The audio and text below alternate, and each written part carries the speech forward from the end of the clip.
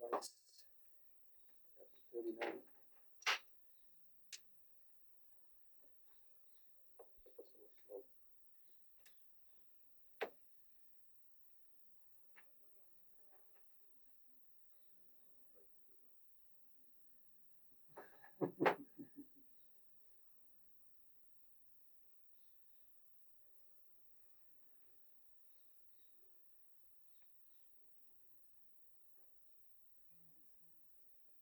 $37?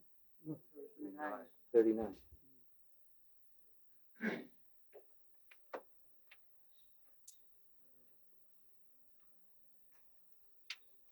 Akrura's journey, return journey.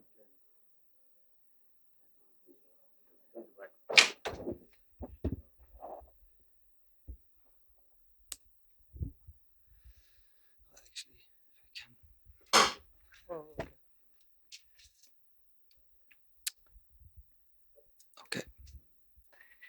Chapter 39. Akrura's return journey and his vision of Vishnu Loka within the Yamuna River. Akrura was warmly received by Lord Krishna and Nanda Maharaj and offered a resting place for the night. In the meantime, the two brothers Balaram and Krishna went to take their supper. Akrura sat on his bed and began to reflect that all the desires he had contemplated while coming from Mathura to Vrindavan had been fulfilled. Lord Krishna is the husband of the goddess of fortune. Being pleased with his pure devotee, he can offer whatever the devotee desires. But the pure devotee does not ask anything from the Lord for his personal benefit. After taking their supper, Krishna and Balaram came to bid good night to Akrura and asked him how Kamsa was dealing with their friends and relatives. Krishna then inquired into Kamsa's plans. The Supreme Personality of Godhead then informed Akrura that his presence was very welcome. He inquired from him whether all his relatives and friends were well and free from all kinds of ailments. Krishna stated that he was very sorry that his maternal uncle Kamsa was the head of the kingdom. He said that Kamsa was the greatest anomaly in the whole system of government and that they could not expect any welfare for the citizens while he ruled. Then Krishna said, "My father has undergone much tribulation simply from my being his son. For this reason, also, he has lost many other sons. I think myself so fortunate that you have come as my friend and relative. My dear uncle Akrura, please tell me the purpose of your coming to Vrindavan." After this inquiry, Akrura, who belonged to the dynasty of Yadu, explained the recent events in Mathura, including Kamsa's attempt to kill Vasudeva, the father of Krishna. He related the things which had happened after the disclosure by Narad that Krishna was the son of Vasudeva, hidden by Vasudeva in the house of Nanda Maharaj. Akrura narrated all the stories regarding Kamsa. He told how Narada had met Kamsa and how he himself was deputed by Kamsa to come to Vrindavan.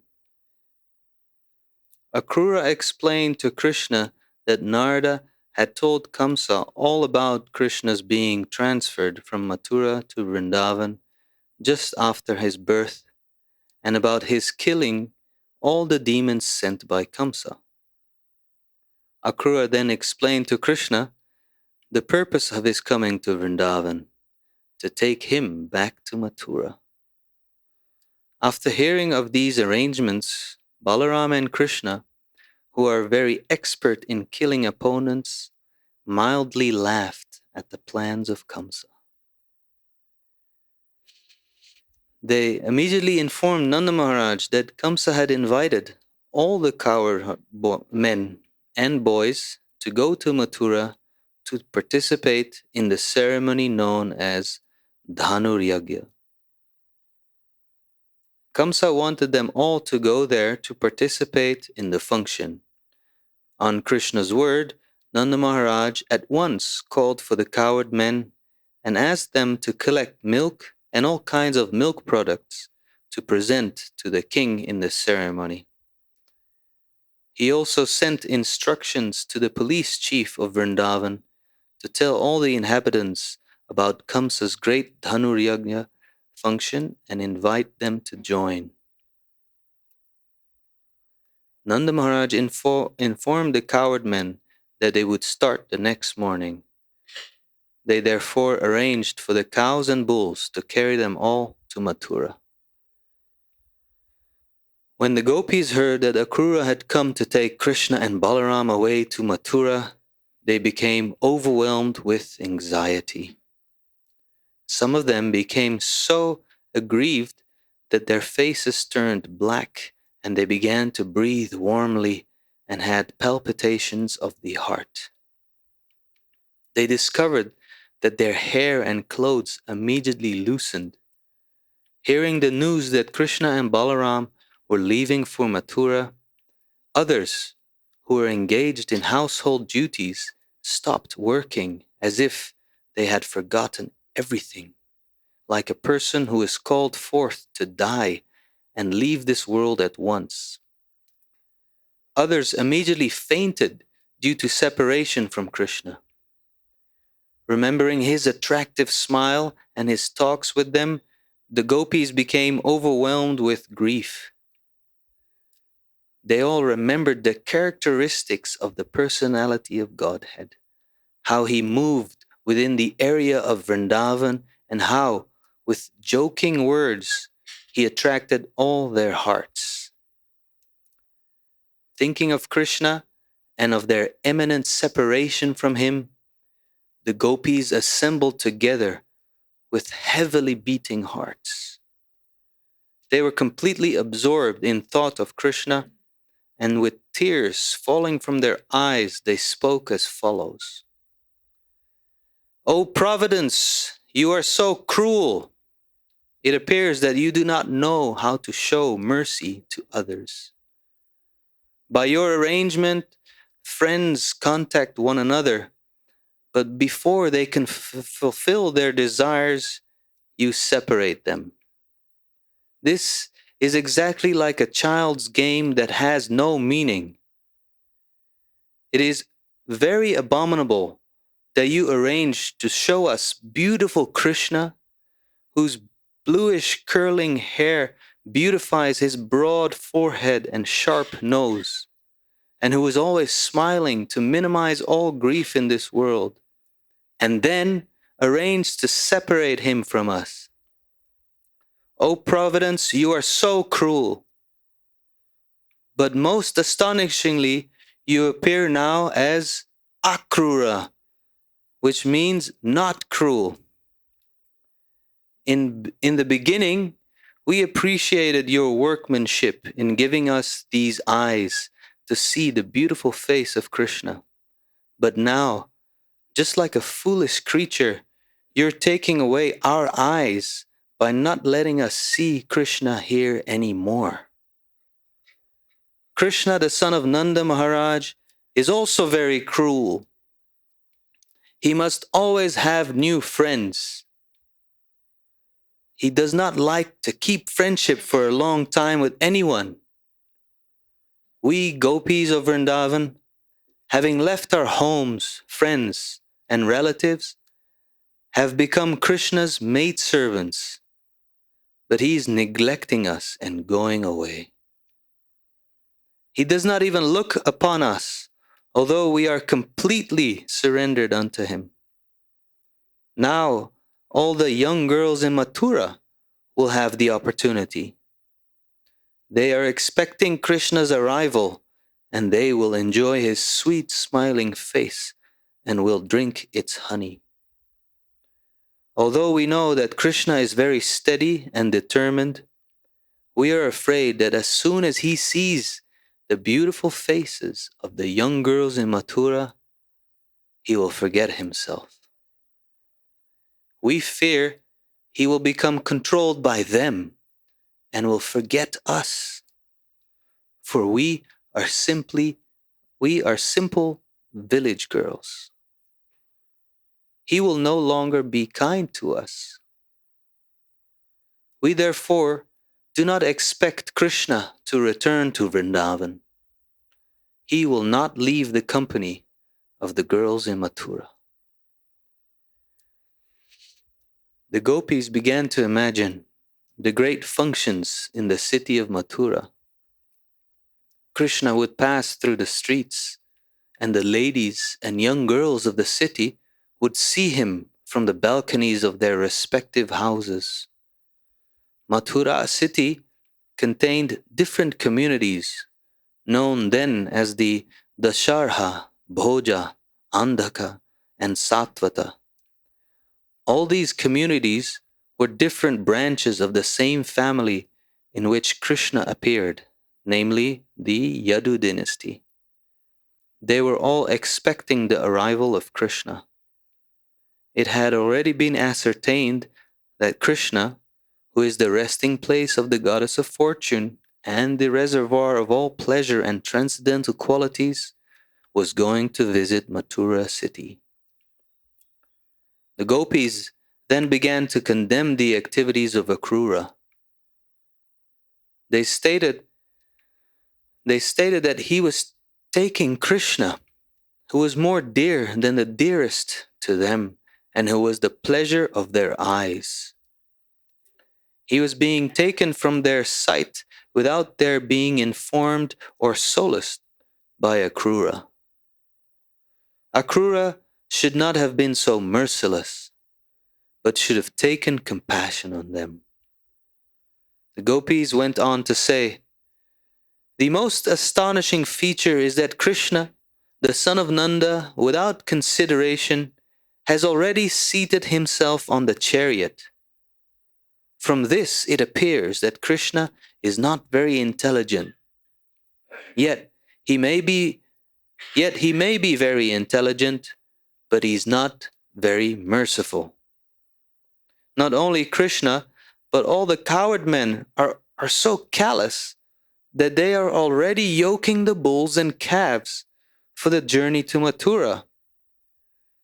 The elderly persons in Vrindavan are also merciless. They do not take our plight into consideration and stop Krishna's journey to Mathura. Even the demigods are very unkind to us. They are also not impeding his going to Mathura." The gopis prayed to the demigods to create some natural disturbance, such as a hurricane, storm, or heavy rainfall, so that Krishna could not go to Mathura. They then began to consider, despite our parents and guardians, we shall personally stop Krishna from going to Mathura.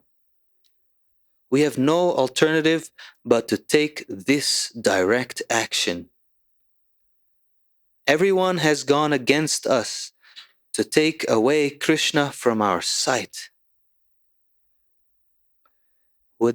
Just going to speak louder, huh? I wait.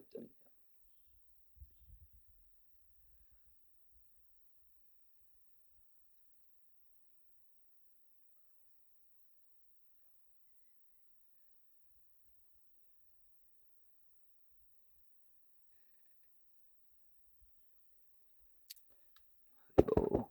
Haribo.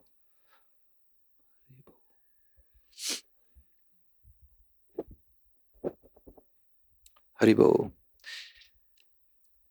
Without him, we cannot live for a moment. That was a long moment. The gopis thus decided to obstruct the passage through which the chariot of Krishna was supposed to pass. They began to talk among themselves. We have passed a very long night, which seemed only a moment, engaged in the rasa dance with Krishna. We looked at his sweet smile and embraced him and talked with him. Now how shall we live?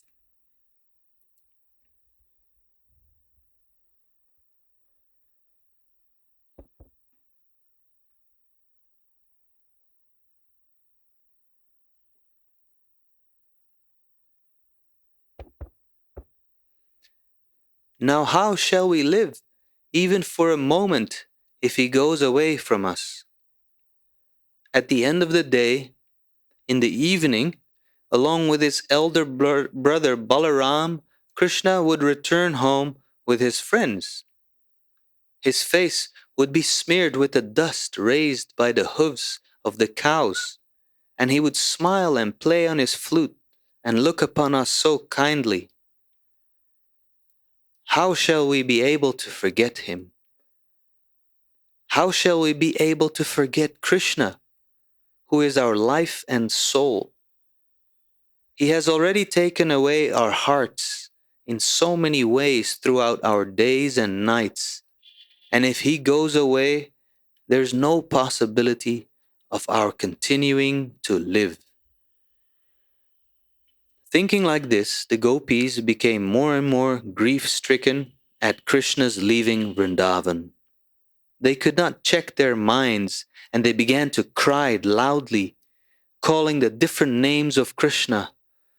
Oh, dear Damodar, dear Madhava. The gopis cried all night before the departure of Krishna.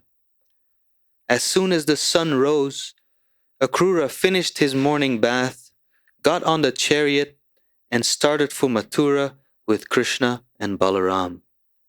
Nanda Maharaj and the cowherdmen got up on the bullock carts after loading them with big earthen pots filled with yogurt, milk, ghee, and other milk products, and then they began to follow the chariot of Krishna and Balaram. In spite of Krishna's asking the gopis not to obstruct their way, they all surrounded the chariot and stood up to see Krishna with pitiable eyes.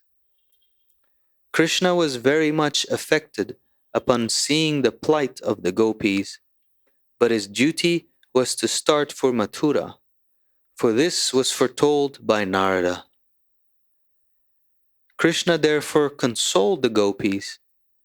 He told them that they should not be aggrieved. He was coming back very soon after finishing his business. But they could not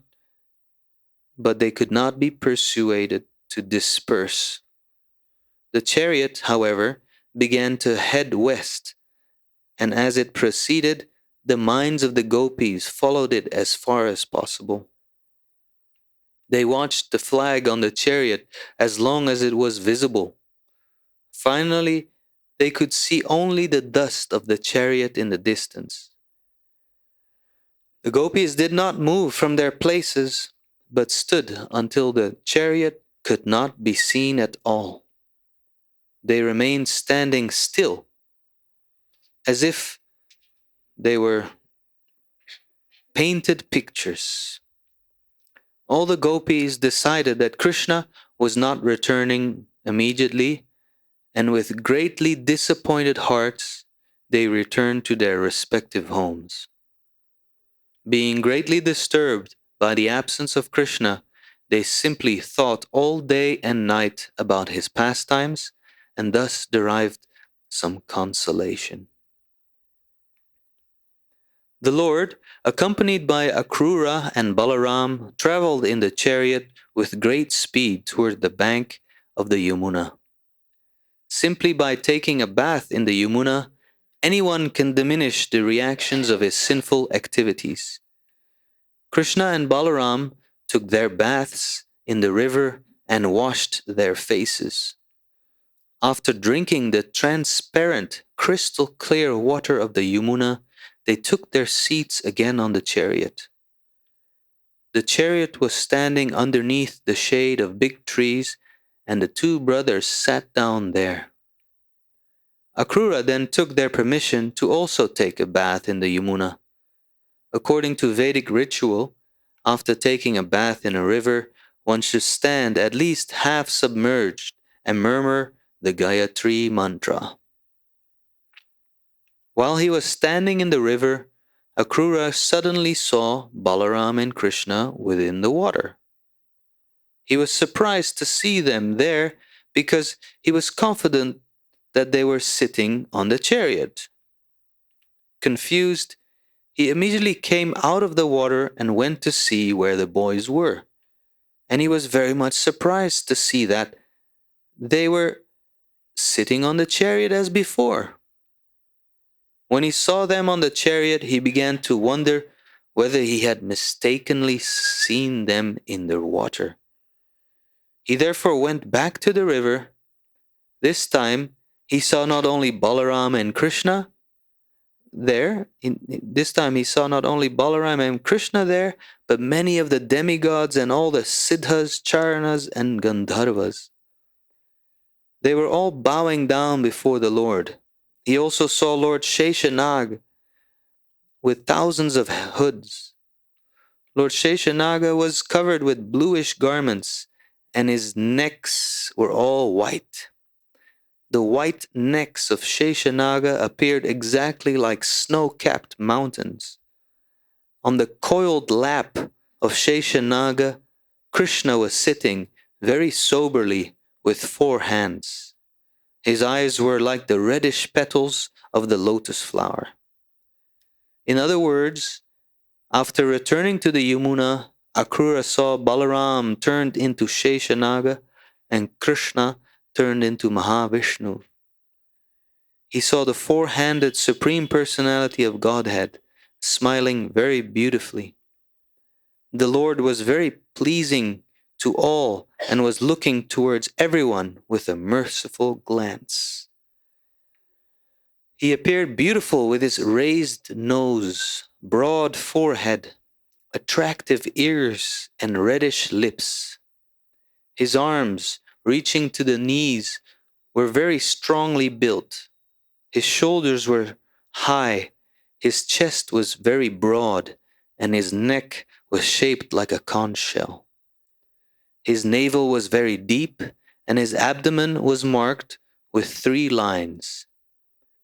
His hips were broad and big, resembling those of a woman, and his thighs resembled the trunks of elephants. The other parts of his legs, the joints and lower extremities, were all very beautiful. The nails of his feet were dazzling, and his toes were as beautiful as the petals of the lotus flower. His helmet was decorated with very valuable jewels. There was a nice belt around his waist, and he wore a sacred thread across his broad chest. Bangles were on his hands, and armlets on the upper portion of his arms. He wore bells on his ankles. He possessed dazzling beauty, and his palms were like lotus flowers. He was further beautified by the different emblems of the Vishnu Murti, the conch shell, club, disc, and lotus flower, which he held in his 4 hands. His chest was marked with the particular signs of Vishnu, and he wore fresh flower garlands. All in all, he was very beautiful to look at. Akrura also saw his lordship surrounded by intimate associates like the 4 Kumaras, Sanaka, Sanatana, Sananda, and Sanat Kumara, and other associates like Sunanda and Nanda, as well as demigods like Brahma and Lord Shiva. The 9 great learned sages were there, and also devotees like Prahlad and Narada and the 8 Vasus. All were engaged in offering prayers to the Lord with clean hearts and pure words. After seeing the transcendental personality of Godhead, Akrura immediately became overwhelmed with joy and great devotion, and all over his body there was transcendental shivering. Although for the moment he was bewildered, he retained his clear consciousness and bowed down his head before the Lord. With folded hands and faltering voice, he began to offer prayers to the Lord. Thus ends the Bhaktivedanta purport of the 39th chapter of Krishna, Akrura's return journey and his vision of Vishnu Loka within the Yamuna River.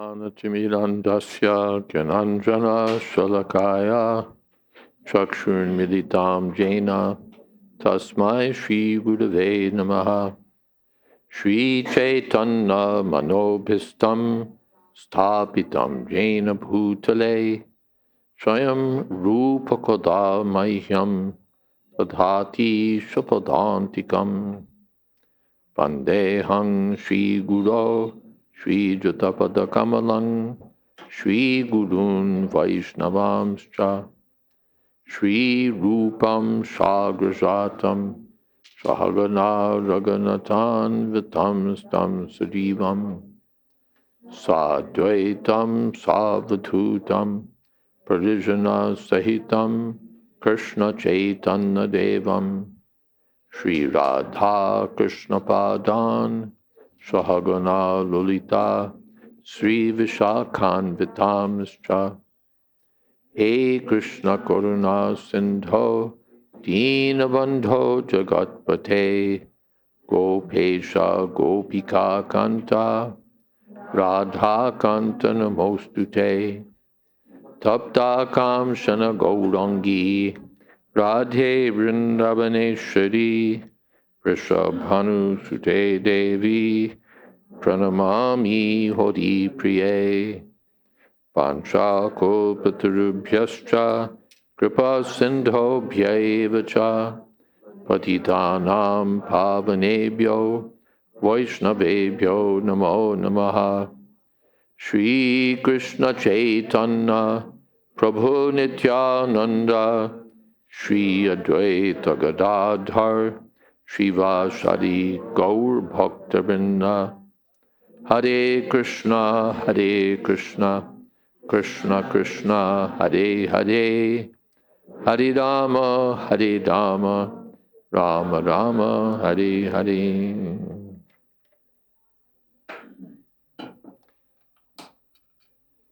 Akrura has arrived in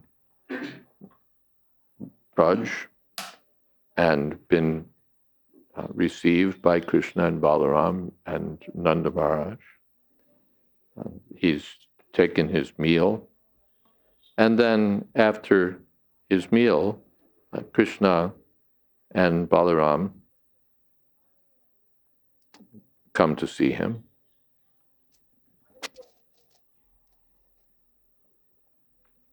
And they ask about the welfare of their relatives in Mathura, and specifically they're concerned with Kamsa, the greatest anomaly in the whole system of government. If the king is a demon, then the whole government is ruined and becomes dangerous. So,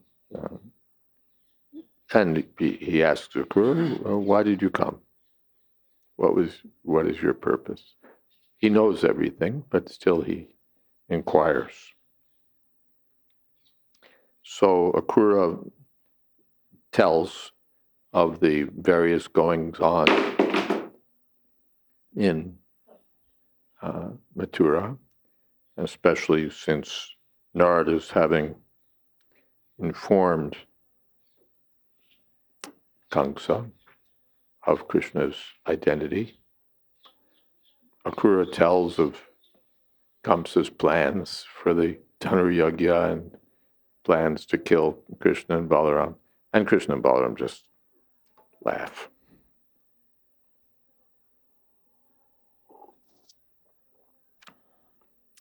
Then they send out the word that we will go to the Dhanuragya, the ceremony, and all the coward men should come and should bring milk products and tribute to the king. And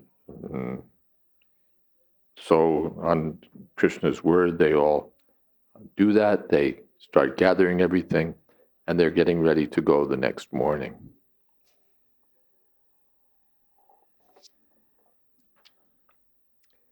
And the gopis learn this and are plunged into anxiety, the young gopis.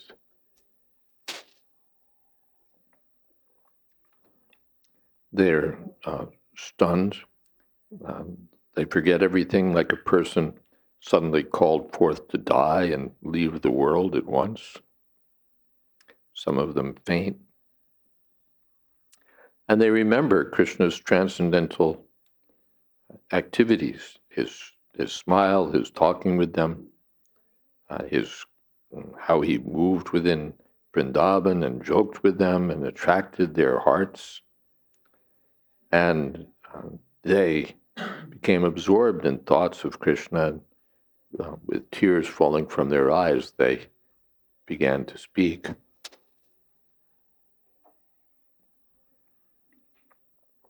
Condemning providence.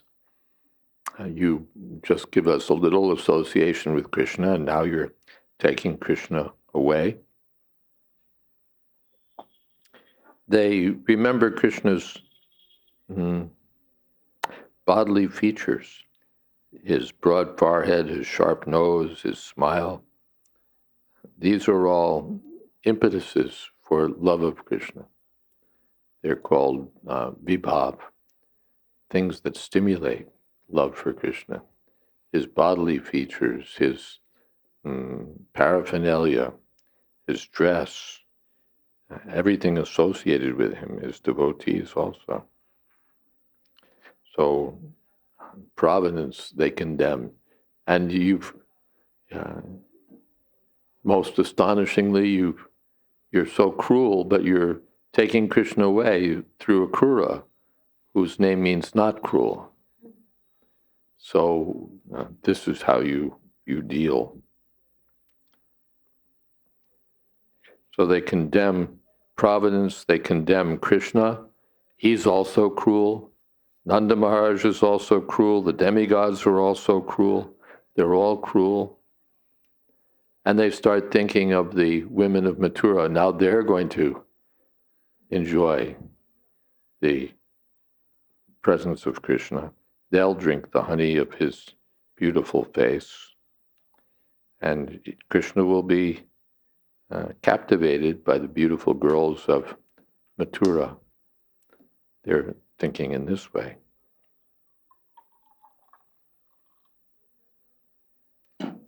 And they began to imagine the grand city of Mathura with its wonderful functions and Krishna passing through the streets and all the women gathered on the balconies to see him. And they began to again condemn Akrura, who was so merciless and should have taken compassion on them. They're all merciless. Krishna's merciless. Akrura is merciless. The cowherd men, the demigods, they pray to the demigods, do something. Create a hurricane, create a storm, create an earthquake, do something to stop Krishna from leaving. Then they decided that they would directly try to do something. Desperately, they would try to stop the chariot.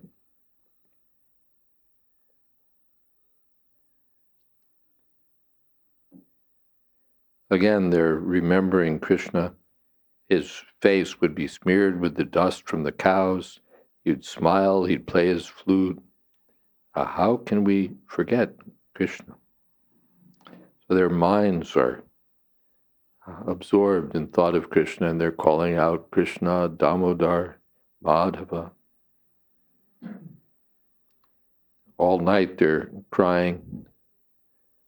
And the cowherd men are just, next morning, loading up the bullock carts, getting everything ready to go.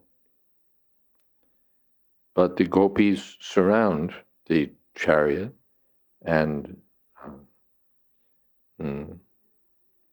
they look at Krishna with pitiable eyes. But Krishna's duty was to go to Mathura. He consoled them. I'll be coming back soon. I'll just finish this work and come right back. And then the chariot departs. And the gopis stand like painted pictures and just stare at the chariot for as long as they can see, until they can no longer see the flag of the chariot, no longer see the dust raised by the chariot. And finally they just return to their homes, disappointed, thinking that now Krishna is left and not believing that Krishna will come back.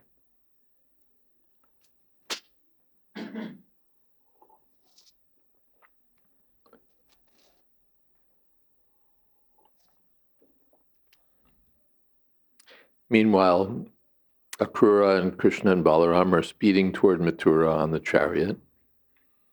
And as one does on such journeys, they take a break along the way. They take bath in the Jamuna.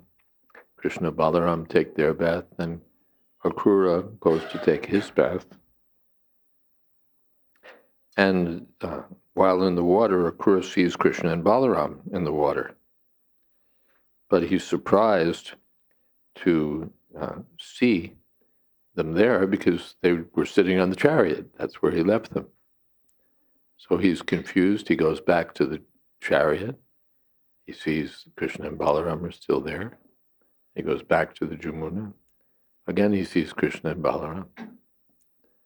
But this time, Balaram is turned into Sheshanag with thousands of hoods, with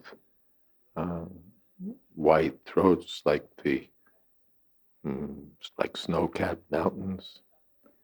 And Krishna is sitting on the bed of the Sheshanaga as Mahavishnu. And they're surrounded by the Siddhas, the Gandharvas, the Charanas, the great sages.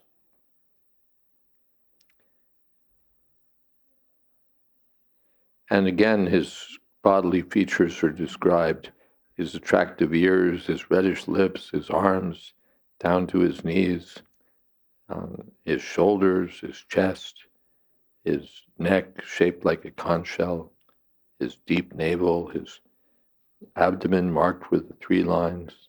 All the various parts of Krishna's body are described. Krishna is absolute. There's no dividing Krishna into parts.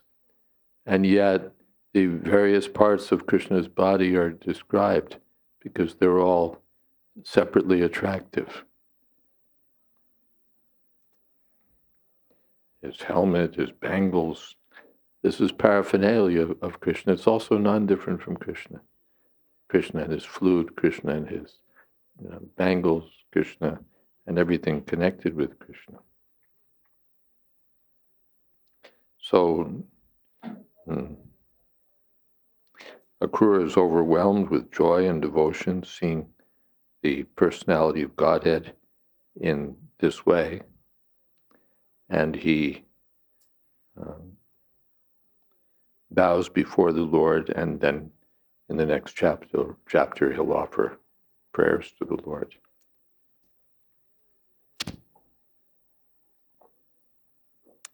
And in this way, the chapter ends.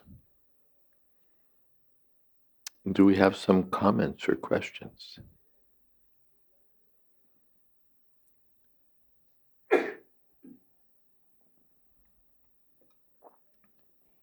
Yes, Akrurnath Prabhu.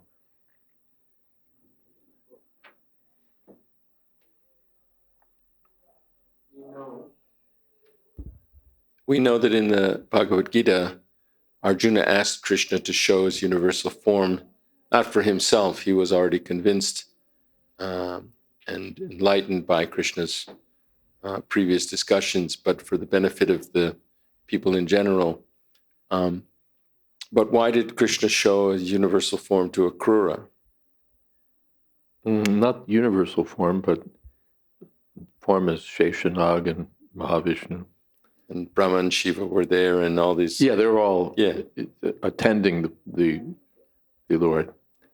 The one thing is it's a favor to Akrura. He is blessed by this vision.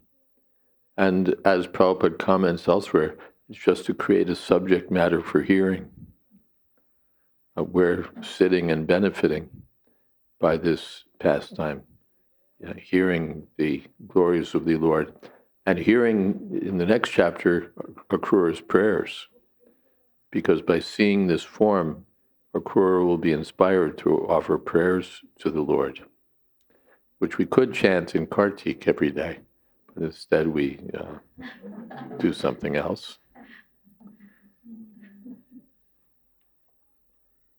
So Akrura will be inspired to offer prayers which also are enlightening and purifying to hear.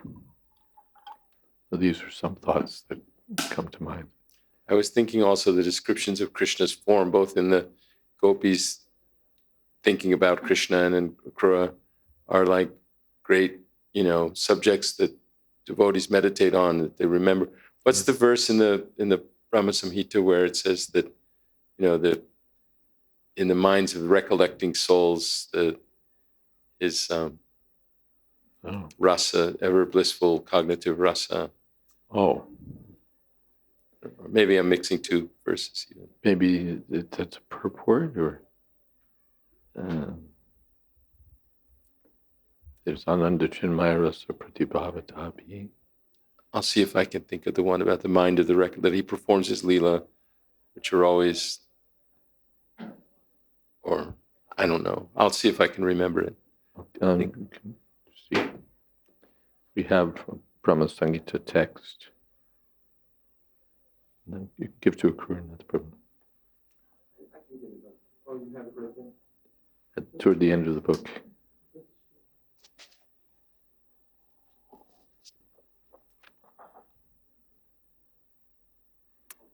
Okay. Okay, another question or comment. You had something?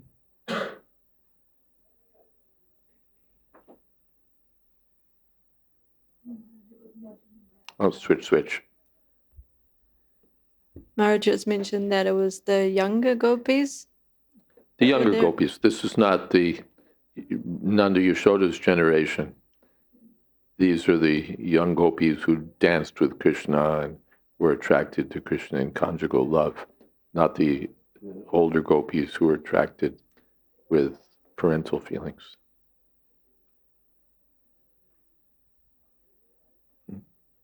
Yes. Ah. But I don't have the translation. Premanjana Churita Bhakti Vilochanena Santa Sadaiva Hridaya Shikalok Vilokayanti Yang Shama Sundaram Achinchikura Sprup Govinda Mari Purushuntamaham Bachami. And does someone have the translation? You have the translation? Eyes are smeared with the salve of love. See.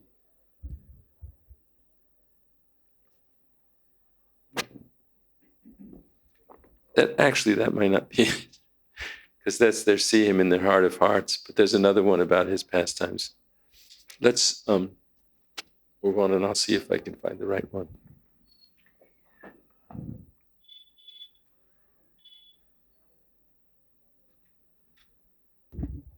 Hare Krishna Maharaj. I was just thinking the gopis' symptoms of grief, they're very relatable, but the one where their clothes loosen, I just don't understand.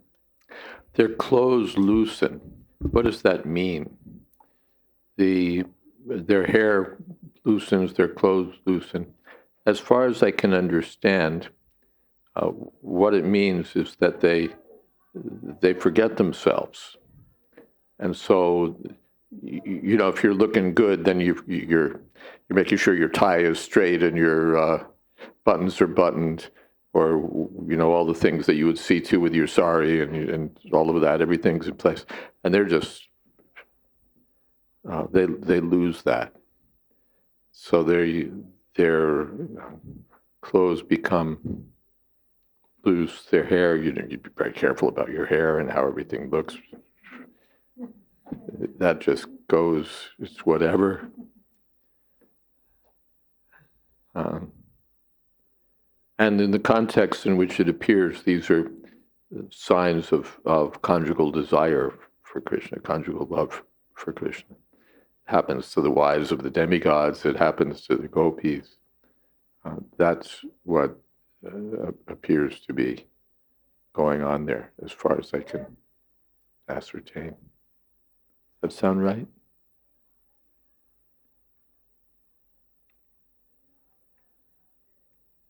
Yes.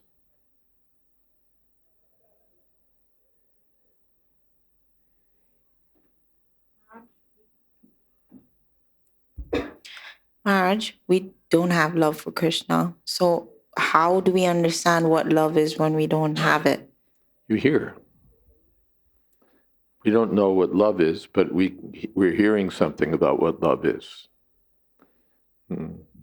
We have routine service that we do because we've been asked to do it, or because this is what we do at this time of day, and this is our duty.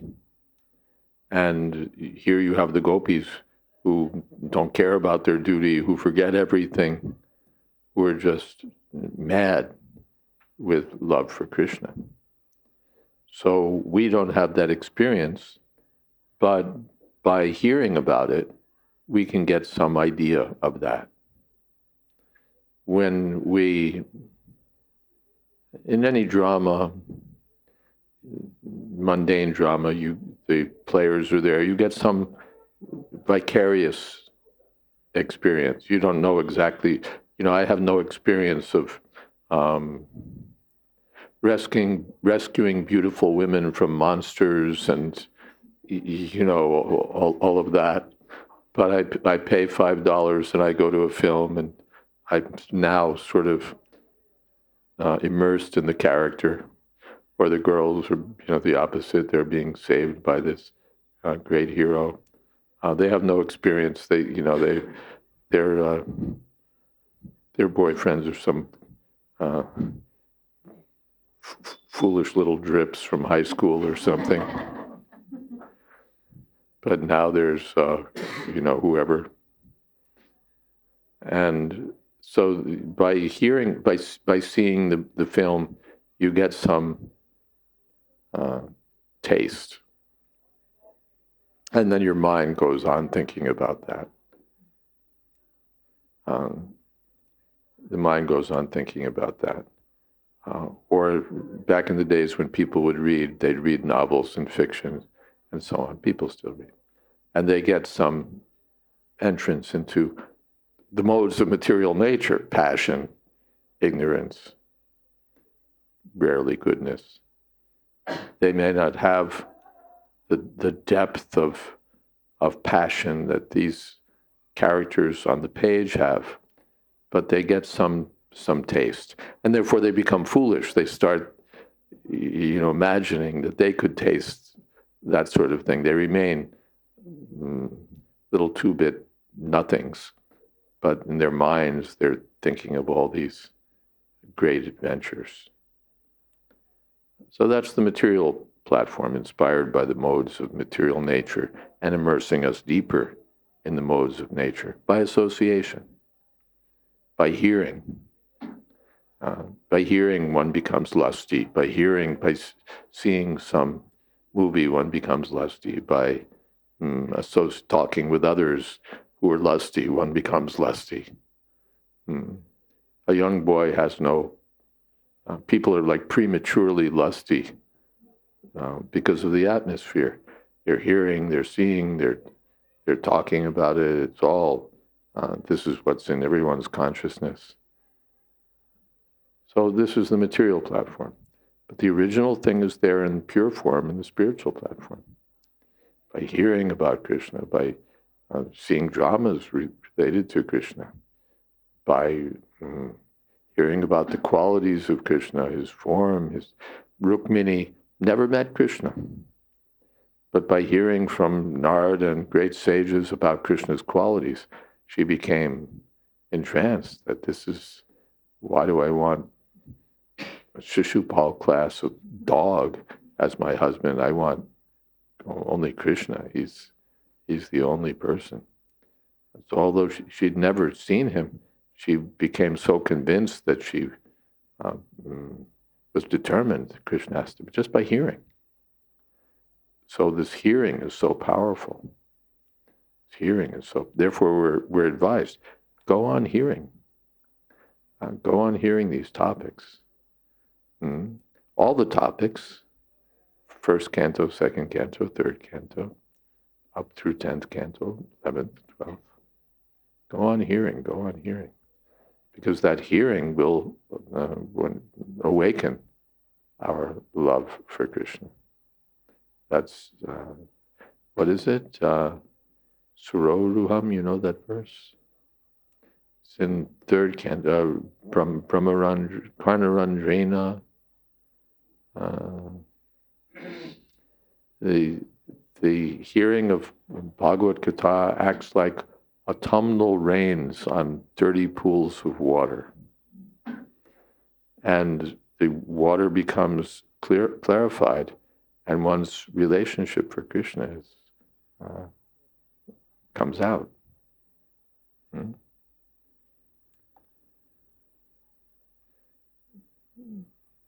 Found it. Pravishta Karnarandrena Swanam Bhava Suroruham Dunoti Shamalam Krishna Shalilasya Yata Sharat. The sound incarnation of the Supreme Soul, Lord Krishna, Srimad Bhagavatam, enters into the heart of a self-realized devotee, sits on the lotus flower of his loving relationship, and thus cleanses the dust of material association, such as lust, anger, and hankering. Thus it acts like autumnal rains upon pools of muddy water. Now the water of our consciousness is muddied by mundane attraction, by passion, by ignorance, by material goodness. And so we're forgetting Krishna and our relationship with Krishna. But by hearing this Srimad Bhagavatam, that water is purified. And then the relationship comes out when Krishna sits on the lotus of that relationship within the heart. So this is the effect of Srimad Bhagavatam. Is not just a book. It's not just even a book of tattva or philosophy, nor just a book of nice stories. But it acts powerfully to purify the heart. When the heart is purified, then one can see Krishna. Then one can remember Krishna. While the heart is full of impure things, we remember all the junk. But as the heart becomes purified by chanting Hare Krishna, by hearing Srimad Bhagavatam, by service,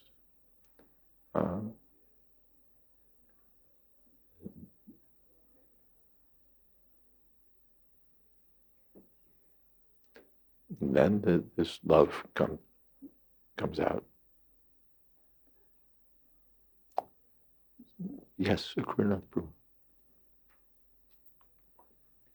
Actually, you were right. It's the one that starts, it's text 42. It starts, Ananda Chinmaya Rasatmata Yamanaksuya Praninang Pratifalan Smaratamupetya Lilaya Tena Bhuvanani Jayat Jasram Govindamadi Purusham Tamaham Bhajami.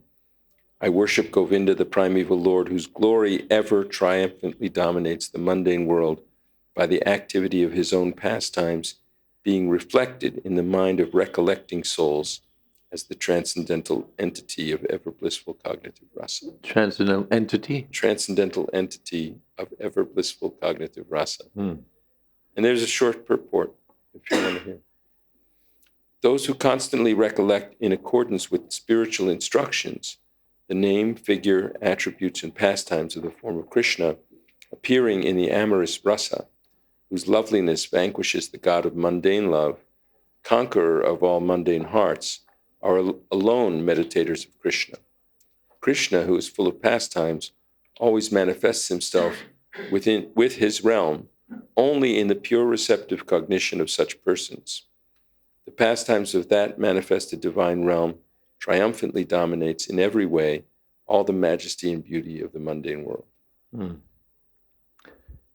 There's a line there, the essence of it was in accordance with spiritual instructions.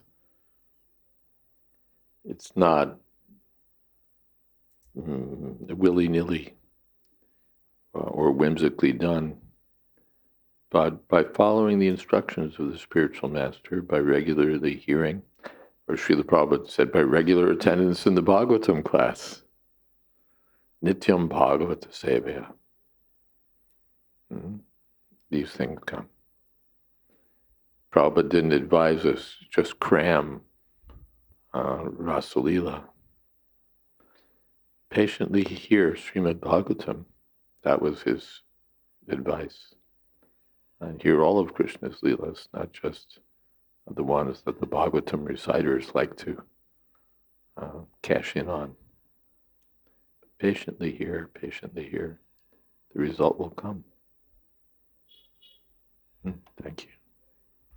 Yes. Hare Krishna Maharaj. It seems like that Akrura had to wait until he stepped out of Vrindavan before he had the vision of Krishna and Balaram as Mahavishnu and Shesha. Ananta Shesha. Now, when he arrived in Vrindavan, he saw Krishna as a coward boy, and then as soon as he stepped out, he had the vision. Now, was this beyond the borders of Vrindavan?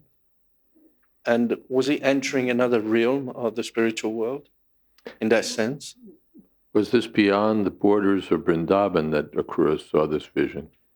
And was he entering another realm of the spiritual world? Yes, we hear that once he moves beyond, I think that this very point, if I remember, enters Mathura, basically, the Mathura region, where Krishna appears as Vasudeva. Krishna appears as Vasudeva. Vrindavanam parityaja padamekam nagacchati. Krishna never leaves Vrindavan. But he appears in Mathura as his expansion, Vasudeva, who's also non-different from Krishna, but not quite in the same position. Outside of Vrindavan, Krishna is appearing, same Krishna apparently, but he's Vasudeva. And within Vrindavan, Krishna, the original form. Yes. Thank you.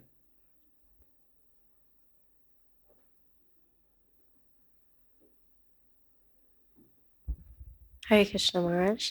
I was wondering, we hear a lot of tips from devotees on how to best chant japa, but I was wondering in terms of Srila Prabhupada's books, if you could give some tips on how to best read Prabhupada's books and also to deepen our relationship. Best read Prabhupada's books and also deepen our relationship with his books as well. how best to, as there are instructions about japa, you'd like something about reading. Okay. I may not be the best person because the way I have done most of my reading is by working on books, which is, if you're a translator or you're an editor, then you really get the opportunity to be absorbed in the books because you have to read each word many times over. So that's very absorbing, but it doesn't help anyone else in terms of, a study plan. So what can I say? One is recommended to hear Srimad Bhagavatam in the association of devotees. Reading with like-minded devotees is a wonderful way to read Srimad Bhagavatam. Someplace Chanakya Pandit says that if you're going to wage a war, you should do it with many people. And then if you're going to travel, you should have, 5 people or something. If you're going to study, you should have at least 2. He says, and eat by yourself.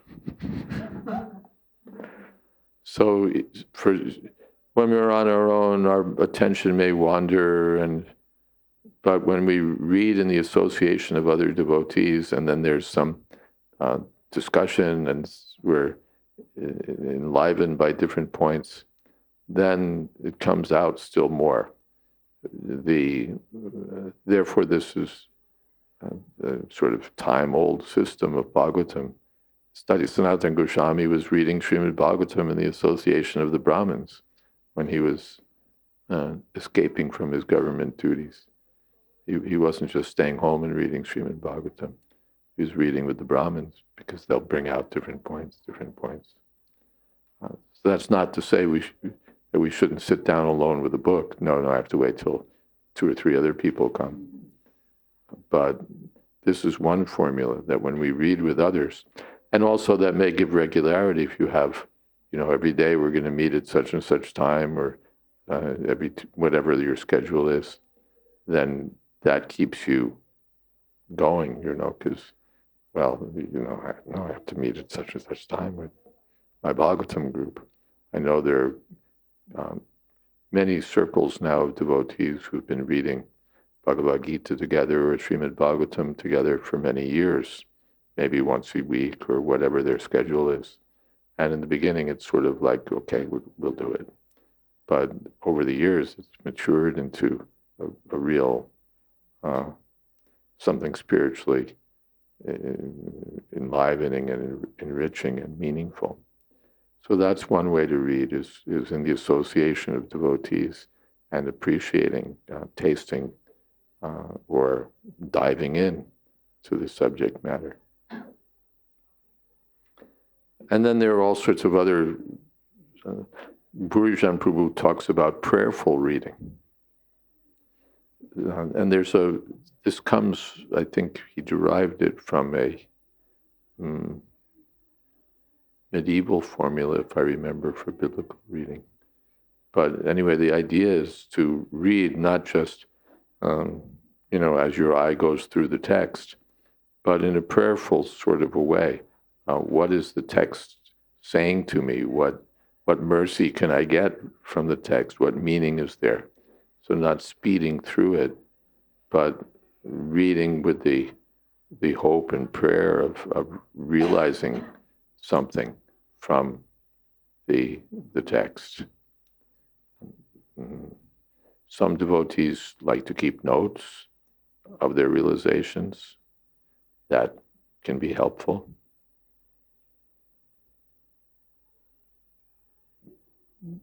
Some devotees write books, notes, outlines,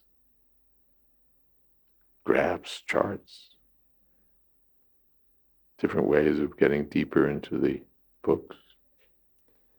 And explaining what you've read. Even if you read and you share with others what you've read, it becomes cemented, it becomes stronger.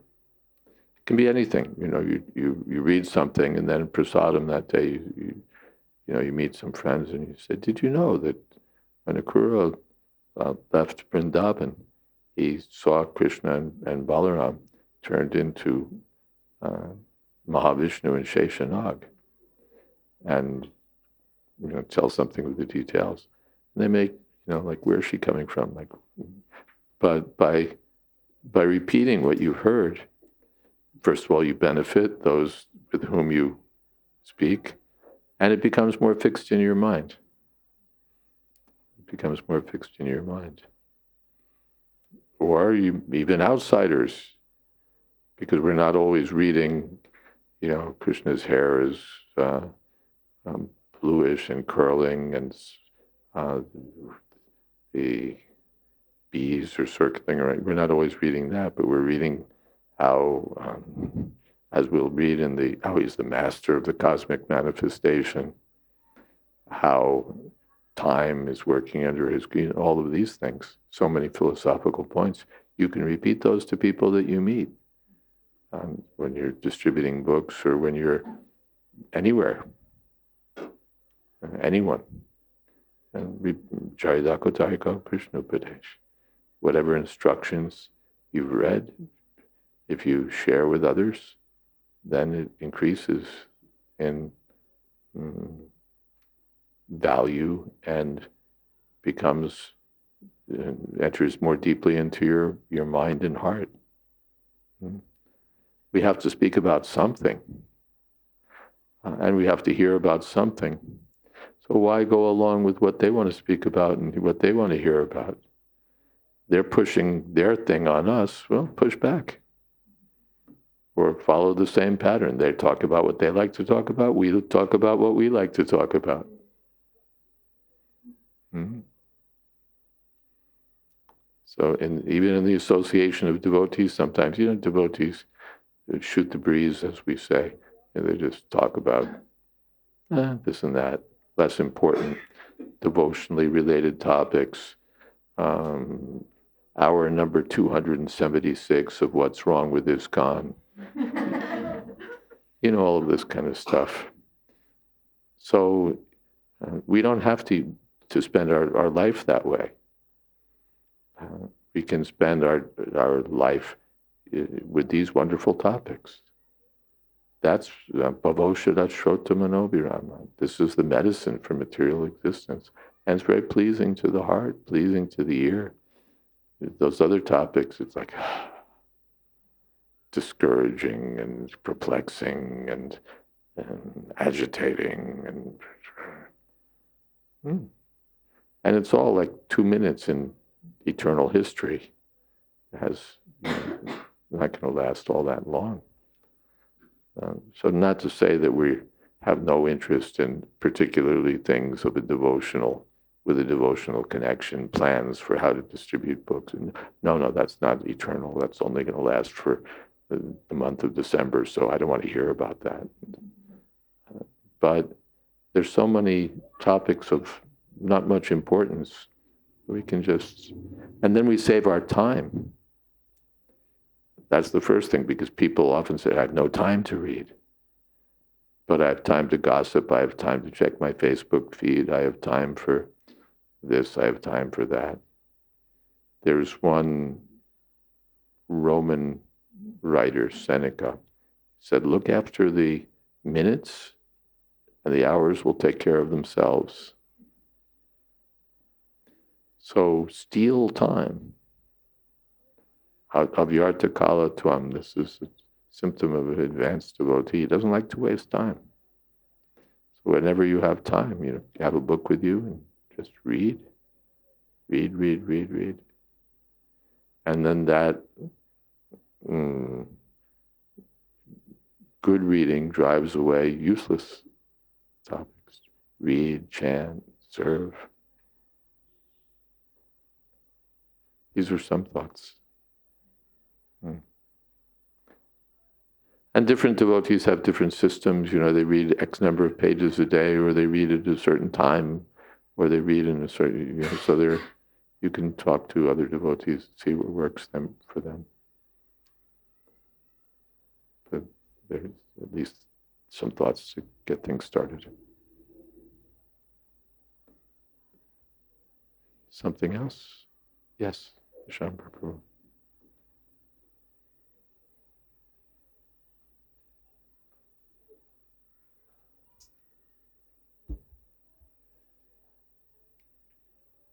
I have a few questions. Start with the light ones, kind of light ones. I'll start with the light ones, I said. I was wondering, why does Akrura and Krishna and Balaram not bathe at the same time? I don't know. Kind of like, it reminds me I of. don't know if there's a comment on that by the acharyas. I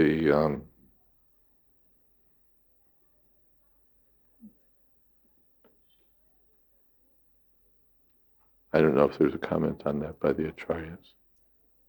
Whether it's, I won't speculate.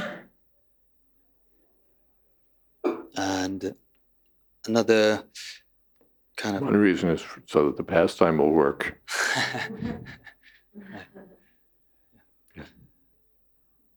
Now I was reflecting on the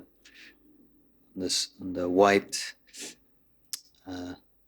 of Anantashesh and his, and I was looking at these sofas, and I was like, oh, the sofas seem to be like a, like a wannabe,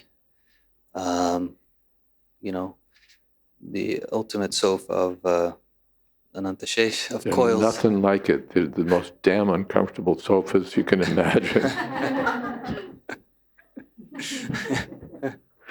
They're, big, what's the word?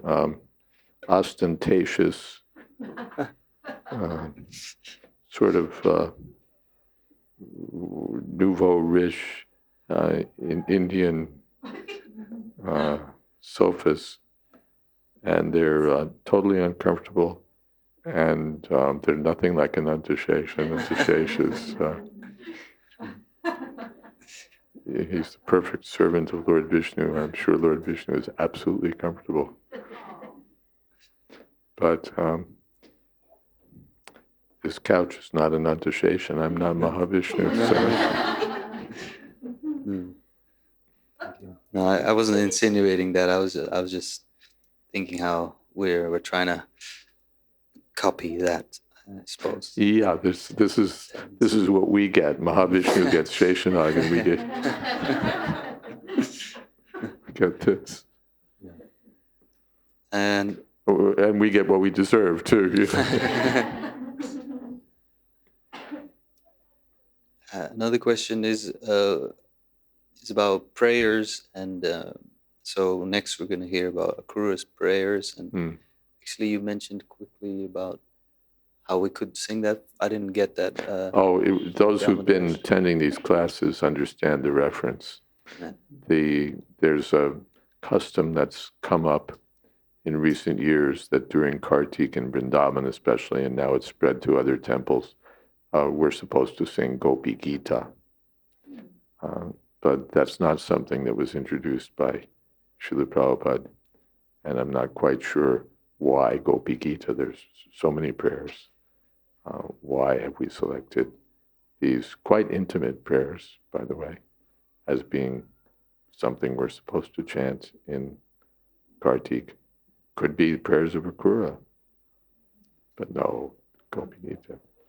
So that was the reference.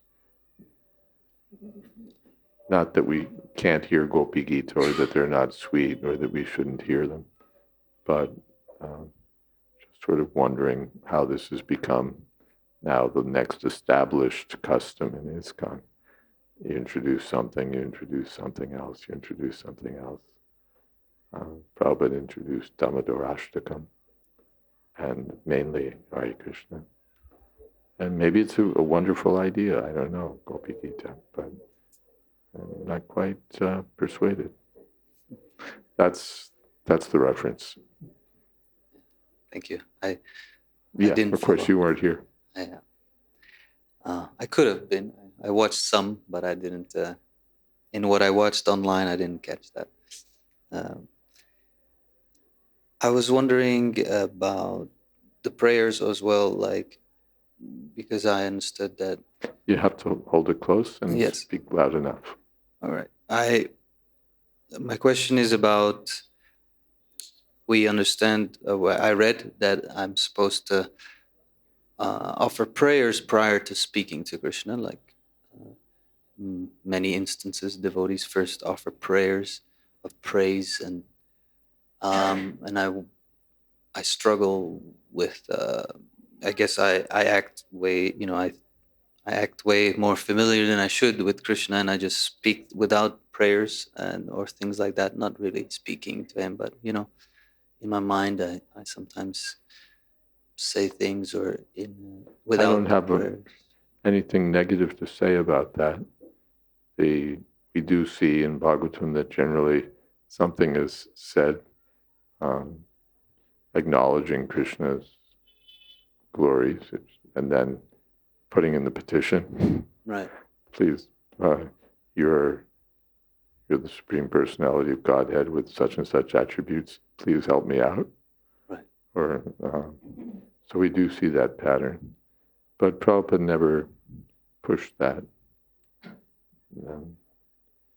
But if you're thinking that is appropriate, you can do that, certainly. Yeah, it struck me recently when I was reading about Ashwatthama story and Arjuna. Yeah, I was just thinking exactly of that verse. Brahmastra's chasing after him, and he still has time for a quick prayer. So, we can pick up that. It's instructive for us. So, if you like, you can pick that up. Yeah. And then final question. Good, because we're running out of time. Sometimes hearing about personalities from Gaur Ganadesh. Just for a second to interrupt you, I tend to be. There's a bias in me. I'm not a very prayerful person, so I think if I were more prayerful, I would endorse more fully the idea that yes, we should. But there are two. But yeah, okay. Just a confession of my own personal shortcoming. Go ahead. Thank you. In Gaur Ganadesh Deepika, sometimes we hear about personalities in other leelas, and I feel like that's happening a lot.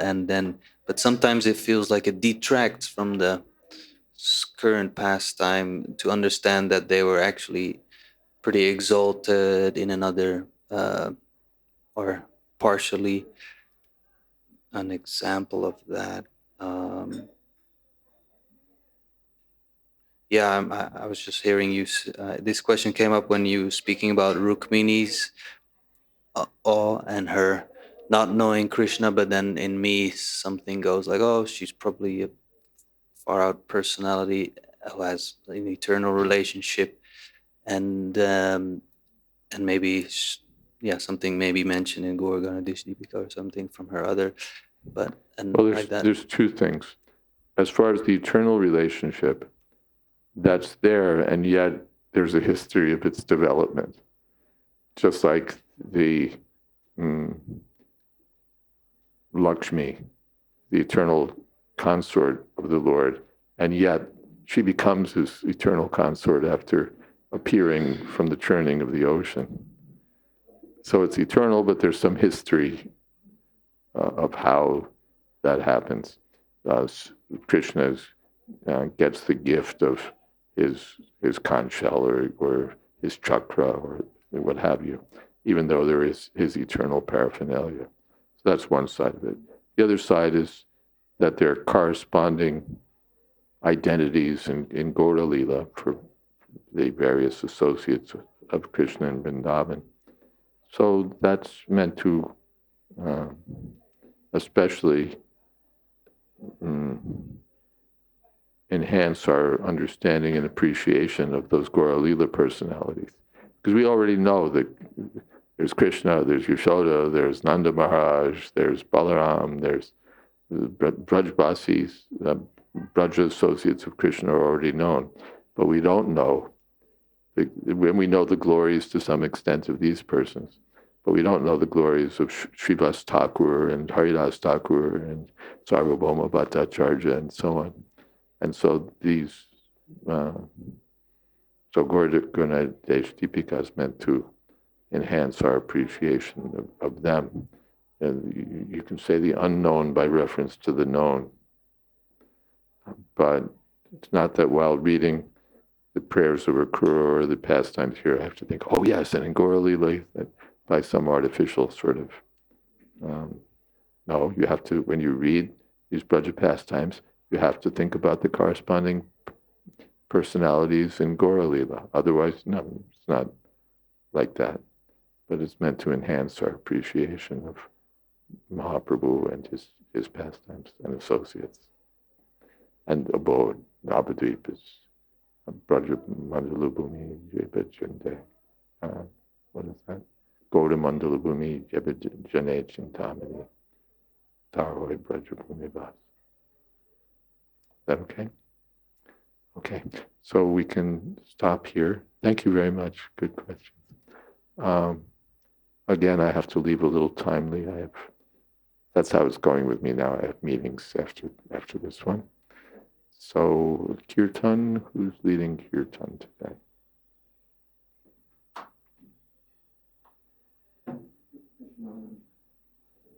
You're going to go see Krishna Balaram. Yeah, this is only possible in Vrindavan. There's some prasadam. We have some Mahaprasadam today, I hope. Yes? It's our principle that you shouldn't have to leave without Mahaprasadam.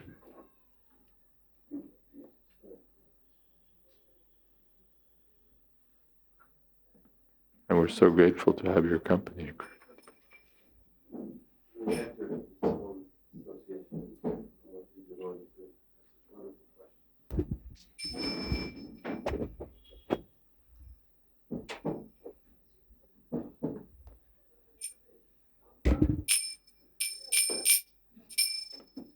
Quickly.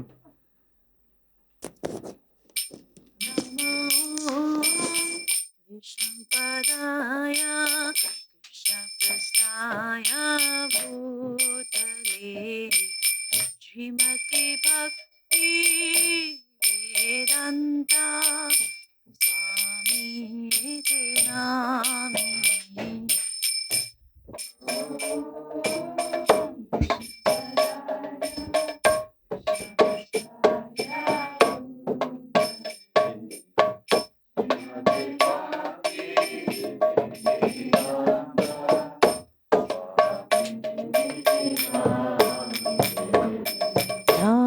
Namaste Saraswati Devi Gauravani Pracharini Nirvishesha Shunyavadi Paschatane Sutarini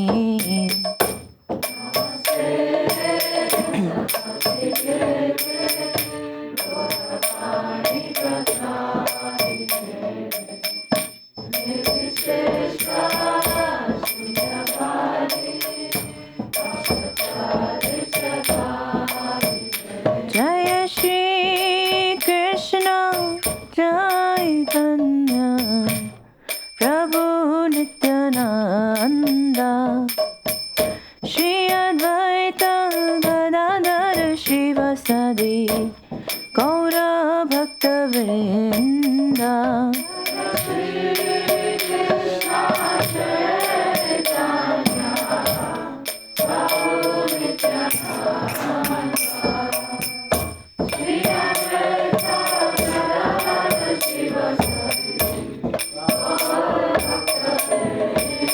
Jaya Shri Krishna Chaitanya Prabhu Nityananda Shri Advaita Gadadhar Shivasadi Gaura Bhakta Vrinda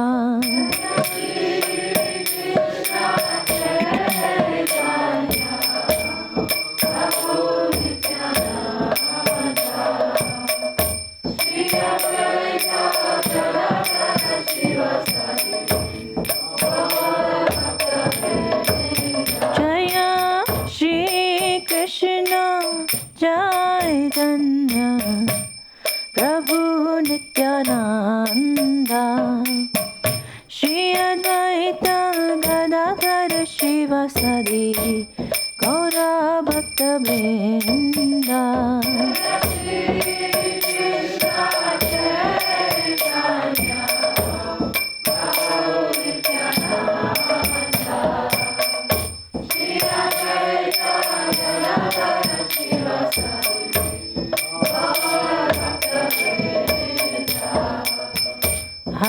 Krishna, Hare Krishna, Krishna Krishna, Hare Hare, Hare Rama, Hare Rama, Rama Rama, Hare Hare.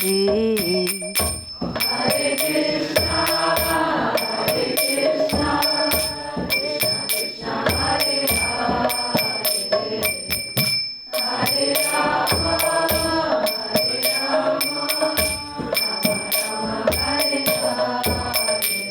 Hare Krishna, Hare Krishna, Krishna Krishna, Hare Hare, Hare Rama, Hare Rama, Rama Rama, Hare Hare.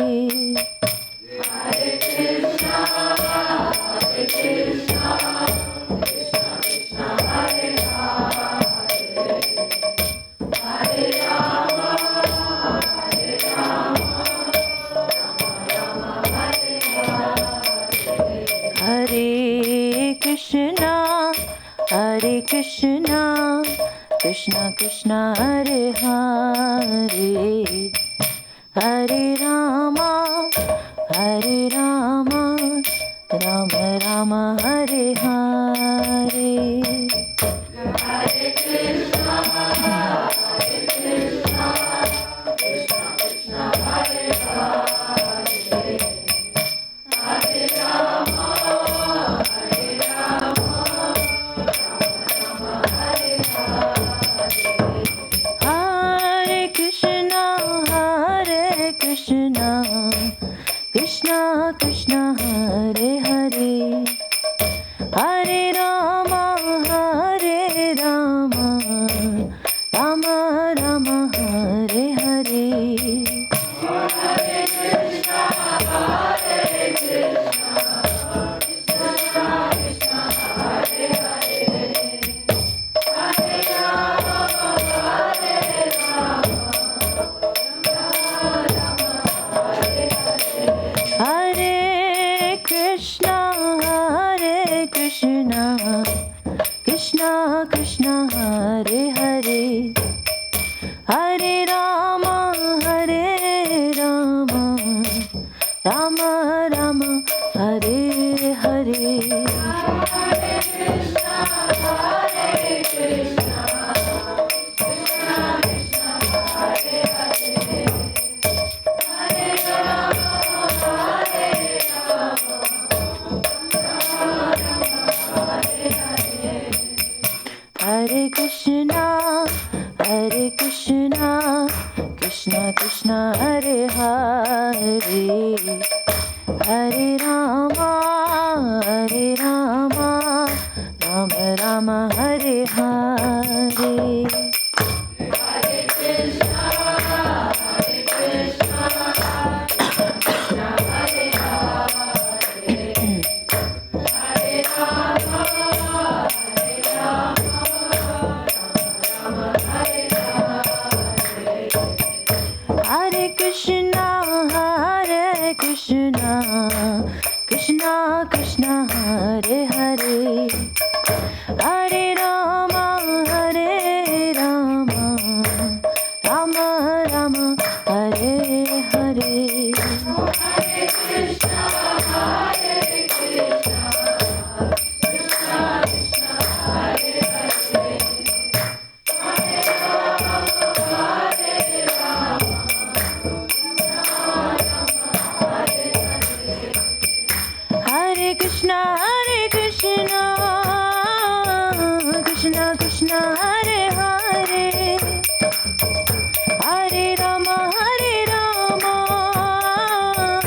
Rama Rama, Hare Hare. Hare Krishna, Hare Krishna, Krishna Krishna, Hare Hare, Hare Rama, Hare Rama, Rama Rama, Hare Hare. Hare Krishna, Hare Krishna, Krishna Krishna, Hare Hare, Hare Rama, Hare Rama, Rama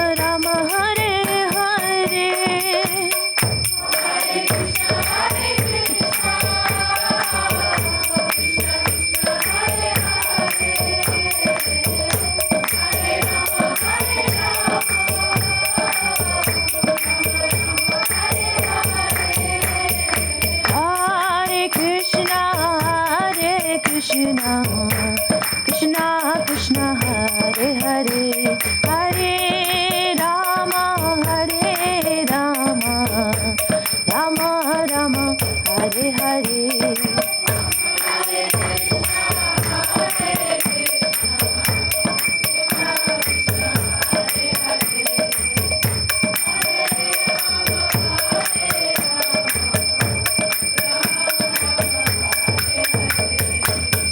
Hare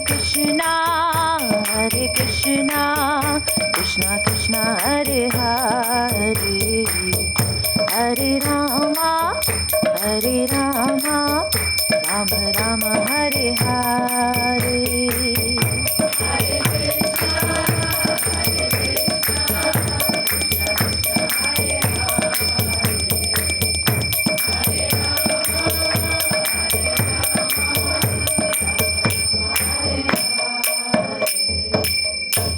Hare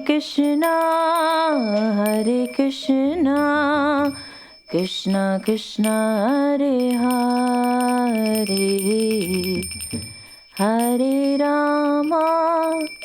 Hare Rama, Rama Rama, Hare Hare.